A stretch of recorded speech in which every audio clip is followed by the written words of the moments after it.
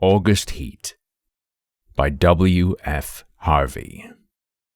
Veniston Road, Clapham, August 20th, 1900. I have had what I believe to be the most remarkable day in my life, and while the events are still fresh in my mind, I wish to put them down on paper as clearly as possible. Let me say at the outset that my name is James Clarence Withencroft. I am 40 years old, in perfect health, having never known a day's illness. By profession, I am an artist. Not a very successful one, but I earn enough money by my black and white work to satisfy my necessary wants. My only near relative, a sister, died 5 years ago, so that I am independent. I breakfasted this morning at 9, and after glancing through the morning paper, I lighted my pipe and proceeded to let my mind wander, in the hope that I might chance upon some subject for my pencil. The room, though door and windows were open, was oppressively hot, and I had just made up my mind that the coolest and most comfortable place in the neighborhood would be the deep end of the public swimming bath, when the idea came. I began to draw.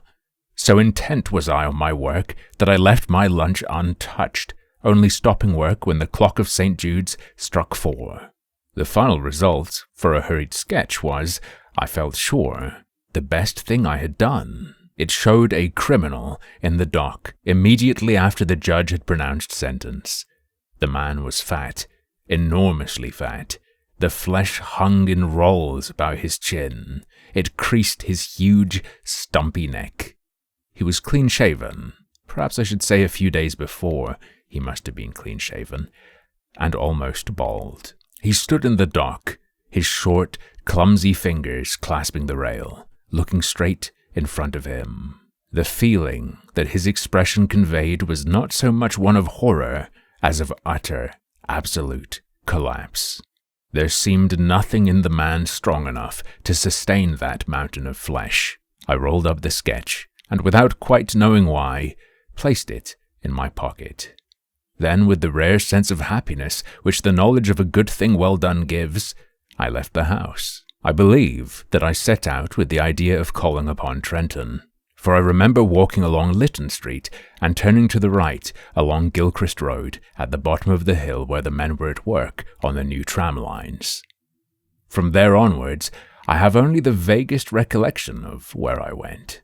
The one thing of which I was fully conscious was the awful heat that came up from the dusty asphalt pavement as an almost palpable wave. I longed for the thunder promised by the great banks of copper-colored cloud that hung low over the western sky.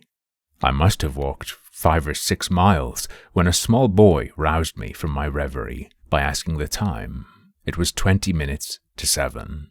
When he left me, I began to take stock of my bearings. I found myself standing before a gate that led into a yard bordered by a strip of thirsty earth, where there were flowers, purple stock and scarlet geranium. Above the entrance was a board with the inscription, Charles Atkinson, Monumental Mason, Worker in English and Italian Marbles. From the yard itself came a cheery whistle, the noise of hammer blows, and the cold sound of steel meeting stone. A sudden impulse made me enter. A man was sitting with his back towards me, busy at work on a slab of curiously veined marble. He turned round as he heard my steps, and I stopped short. It was the man I had been drawing, whose portrait lay in my pocket.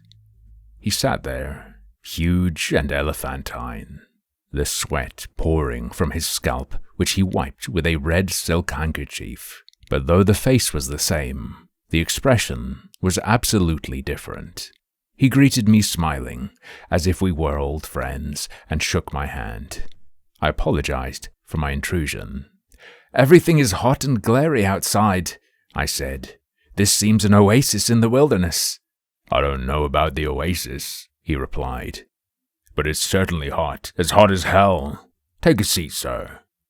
He pointed to the end of the gravestone on which he was at work, and I sat down. "That's a beautiful piece of stone you've got hold of," I said. He shook his head. "In a way it is," he answered. "The surface here is as fine as anything you could wish, but there's a big flaw at the back, though I don't expect you'd ever notice it. I could never make really a good job of a bit of marble like that. It would be all right in the summer like this. It wouldn't mind the blasted heat. But wait till the winter comes. There's nothing quite like frost to find out the weak points in stone." "Then what's it for?" I asked. The man burst out laughing. "You'd hardly believe me if I was to tell you it's for an exhibition, but it's the truth. Artists have exhibitions, so do grocers and butchers. We have them too. All the latest little things in headstones, you know." He went on to talk of marbles, which sort best withstood wind and rain, and which were easiest to work. Then of his garden and a new sort of carnation he had bought. At the end of every other minute he would drop his tools, wiping his shining head, and curse the heat. I said little, for I felt uneasy. There was something unnatural, uncanny, in meeting this man. I tried at first to persuade myself that I had seen him before, that his face, unknown to me, had found a place in some out-of-the-way corner of my memory. But I knew that I was practicing little more than a plausible piece of self-deception. Mr. Atkinson finished his work, spat on the ground, and got up with a sigh of relief. "There, what do you think of that?" he said, with an air of evident pride. The inscription which I read for the first time was this: "Sacred to the memory of James Clarence Withincroft, born January 18th, 1860. He passed away very suddenly on August 20th, 1900. In the midst of life, we are in death." For some time, I sat in silence. Then a cold shudder ran down my spine. I asked him where he had seen the name. "Oh, I didn't see it anywhere," replied Mr. Atkinson. "I wanted some name, and I put down the first that came into my head. Why do you want to know?" "It's a strange coincidence, but it happens to be mine." He gave a long, low whistle. "And the dates?" "I can only answer for one of them, and that's correct." "It's a rum go," he said, but he knew less than I did. I told him of my morning's work. I took the sketch from my pocket and showed it to him.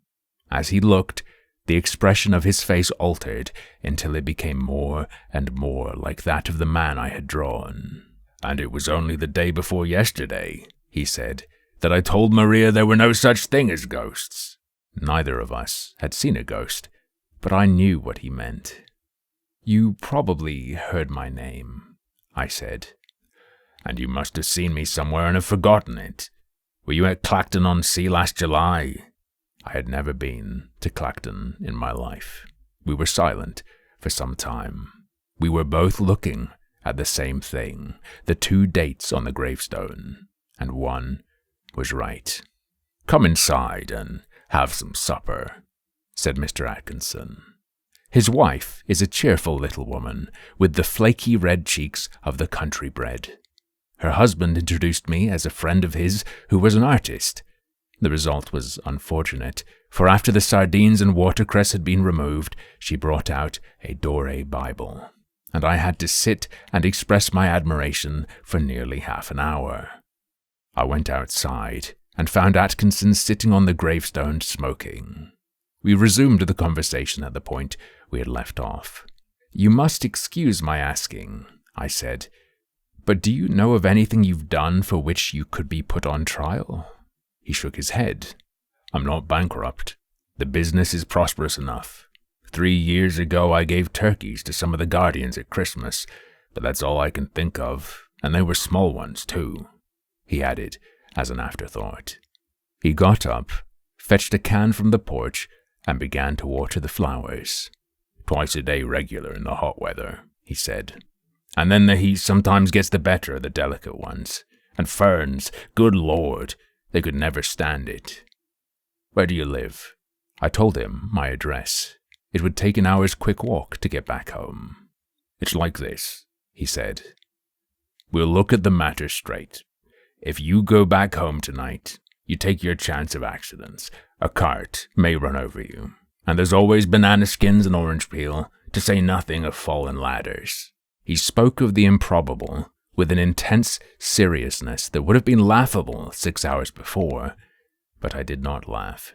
"The best thing we can do," he continued, "is for you to stay here till 12 o'clock. We'll go upstairs and smoke. It may be cooler inside." To my surprise, I agreed.